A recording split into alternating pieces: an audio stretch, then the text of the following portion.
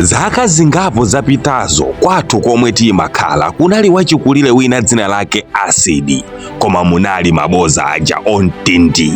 Anali lova ndiye chochita chomwe anali nacho ndi choyang'ana kuti Amateyu zikuwayendera bwanji nanga Agnes wakwatiwa aja amakanganaja zawathera bwanji masiku nkumapita. Ndiye ndili ndi mphanga dzina lake Ibrahimu, mwana wolimbikira ochezeka ndi wina aliyense, osazikonda ndi kuzitukumula. Koma vuto Asidi sankawasangalasa mwana ameneyuyu olo pang'ono, pena akawapa samoni osayankha kumene. Ndipo pokutha kwa nthawi Asidi anayamba kufalisa maboza a Ibrahimu. Inu mukuziwa timidala toti tatha mapulani. Mwamuona mwana uyu akuti Ibrahimu uyu mudzimuonesesa bwinobwino nkambava katha ntchito kamaoneka kofasa, koma muli kuthyola manyumba anthu mmenemo. Musazati sindinakuuzeni. Amateno Asidi powauza anthu ena mbiri ya Ibrahimu yaboza. Pachiyambipo anthu sanakhulupirire zimenezi, koma inu mukudziwa liwiro lomwe lili mu nkhani ya miseche ndi yaboza. Nkhani inafala mmuzi monse ndi kusanduka ngati zinali zoonadi. Ndipo usiku wina ku nyumba ina mbali za kwathuko kunathyoledwa usiku nkusaziwika yemwe wathyola nkubedwa. Ndipo aliyense chala chinali pa Ibra popanda umboni wina uliwonse. Ndipo apolisi anazamanga Ibra nkukamutsekera misonzi m'maso mwake. Koma nanga ikanathandizanji aneba omwe ankamukhulupirira anali amodzi omupyera mtima ndi kumunyoza. Koma tsiku lotsatira apolisi anapezano mbava yeniyeni yomwe inaba ku nyumba kobedwa kuja, ndipo Ibrahimu anatulutsidwa, koma mbiri yake itaonongeka ndi kale. Osalephera zikayiko m'mitima mwa anthu zili zochuluka. Anthu akamuona mbava ija iyo ayitulutsa. Kenako Ibrahimu anapanga chiganizo chotsekulira mlandu Asidi, ndipo tsiku la mlandu linafika.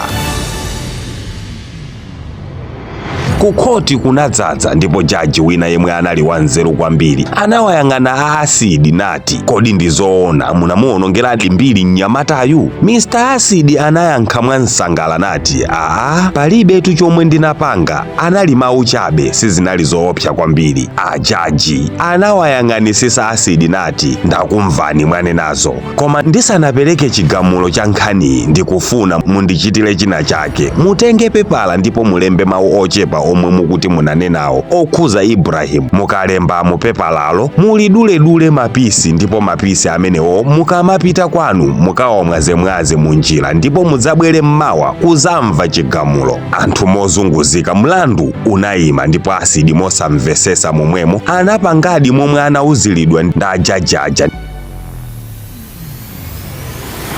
Ndipo tsiku lotsatira anabwereranso ku khoti, ndipo ajaji anawayang'ana Asidi nati, ndisanapereke chigamulo mupitenso komwe munaponya mapepala aja mukatolerenso nkhani yonse munalemba pa pepala ija, ndipo mubwerenso kuno.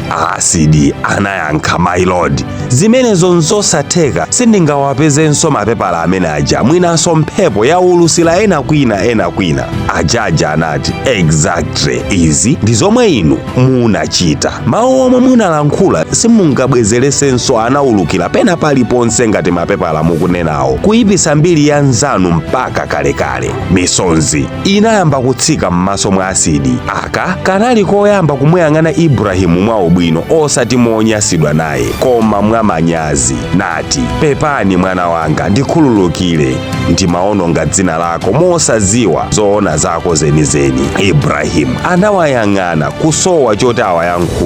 Khoti linali chete, ndipo aliyense anali mu khoti anaphunzira kuti mawu angachepe bwanji, koma ngati ali oyipisa wina amamuonongera munthuyo mbiri yake mpaka kalekale. Mawu samachizika, amathanso kupereka bala lokuya kwambiri. Kanseche kasimpo kapena kuyikira umboni pa zaboza zimaononga mbiri ya munthu mukumunenayo kwa mpaka kalekale. Ndiye tisanalankhule kalikonse ka munthu wina, tiyeni tidekhe kaye kulingalira kuti zomwe tikufuna kulankhulazo zikhonza kapena kuononga.